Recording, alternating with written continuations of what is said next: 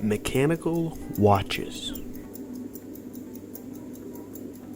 The analog watch is old. The most modern form of a watch is a smartwatch, which I consider a computer on your wrist. But mechanical or an automatic watch had a pretty big impact on the world. Let's take a look at the cultural significance of the wristwatch. I wear an analog watch every day. It's an instrumental part of my life, helping me keep track of the time and where I'm supposed to be. I use a watch as my sixth sense. But at what point in time did the average person start to wear a watch?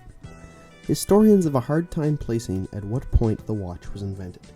The most accepted theory is in 1810, the Queen of Naples commissioned a wristwatch. This watch is best known as the Brigade watch. The first watches were very feminine and were not considered manly. So, for 300 years, watches were not that common. But what was common was the pocket watch. In the 1800s, men wore a lot of vests. This is where they would keep their pocket watch. A pocket watch was a sign of wealth, usually being made up of precious metals and materials like gold and silver. Watches were still pretty expensive at that time, selling for about $1 in the 1800s. This is equivalent to 225 American dollars in today's money. The reason watches were so expensive is because they had to be machined as precisely as possible. If you wanted to keep track of the time accurately, your gears and cogs needed to be exact. In the early 1900s, there was a war. Some refer to it as the Great War. This war revolutionized how people wear watches. It was revolutionary for how we look at war. With new technological advancements like machine guns, armies needed new tactics to combat this. Some of these tactics required clocks to time their attacks. Instead of reaching into their pocket for their pocket watch, soldiers would insist on using wristwatches. After World War I, the social norms of watches had changed, thus skyrocketing the popularity of the wristwatch. Instead of timepieces being for the upper class, watches started to become accessible to everybody. And because watches were not seen as feminine anymore, everybody was wearing a watch. All kinds of companies appeared at this time. Companies you've probably heard of. Companies like Rolex or Omega were based in Switzerland. For some reason, Swatch watches are usually seen as the most high-end watches. But that stereotype is changing, with Japanese and German watches becoming more and more prestigious. When talking about a wristwatch, there are two main types: a mechanical watch and a quartz watch. A quartz watch uses a battery. The energy from the battery slowly winds some cogs and gears inside the watch. A mechanical watch is less accurate than a quartz watch and usually much more expensive. A mechanical watch works by winding a spring inside the barrel of the watch. The power from the spring getting unwound will power the gears. Watches for the next 30 years were very common.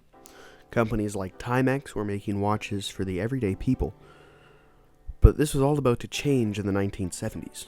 In the 1970s, there were major technological advances with computer technology. This allowed watchmakers to start making digital watches. Now, digital watches are much more accurate than any analog watch, ever. This is because it uses a computer to keep track of the time. Why have a mechanical watch that costs $300 when you can have an analog watch that does the same thing better for $20?